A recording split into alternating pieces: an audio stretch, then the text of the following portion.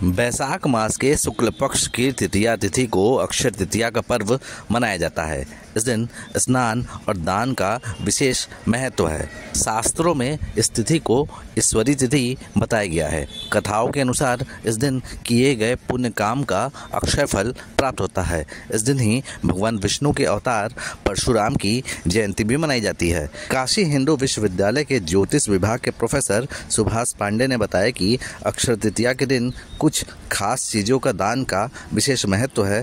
धार्मिक मान्यताओं के अनुसार इस दिन गंगा स्नान और दान से न सिर्फ अक्षय पुण्य का प्राप्ति होती है, बल्कि किस्मत के बंद दरवाजे भी खुल जाते हैं। अक्षय तृतीया को हमारे यहाँ शास्त्र में आया है कि गंगा स्नान करने के बाद जल कुंभ दान यानी घड़े में जल भर करके दान करना चाहिए।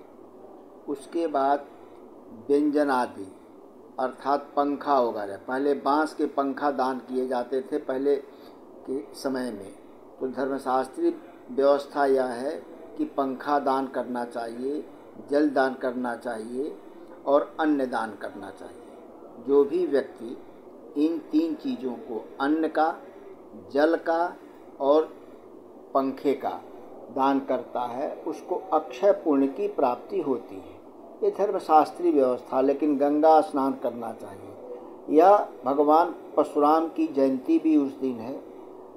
विष्णु भगवान को यथापूर्वक आराधना करनी चाहिए, विष्णु भगवान के मंत्र का जप करना चाहिए और अक्षय तृतीया को कोशिश करना चाहिए कि पूरे दिन सूर्योदय से लेकर सूर्यास्त पर्यंत कम से कम कोई गलत काम आदमी न करे, असत्य भाषण न करे। इसलिए कि उस दिन कोई पुण्य भी अगर जो आदमी करता है तो उसका क्षय नहीं होता है, माने पुण्य का फल मिलता है। उसी प्रकार से अक्षय तृतीया को यदि आदमी कोई पाप कर्म करता है तो उसका भी क्षय नहीं होता है।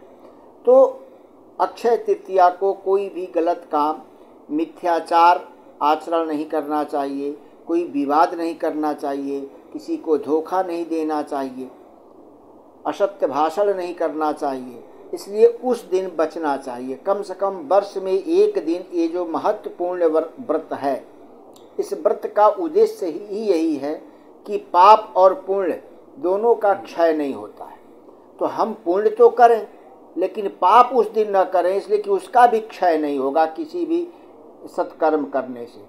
तो अक्षय तृतीया के दिन हमारे धर्मशास्त्रीय व्यवस्था यही बताई गई है कि अक्षय तृतीया के दिन नाना प्रकार के अन्न भी दान कर सकते हैं, पकवान भी दान कर सकते हैं, गरीबों को वस्त्र भी दान कर सकते हैं। ब्राह्मण को अगर दान करना है तो जल कुंभ दान करिए। कुछ गुप्त दान भी कर सकते हैं। गुप्त दान में जैसे होता है कुष्मांड में या किसी फल में कोई अमूल्य रत्न रख करके भी दान किया जाता है।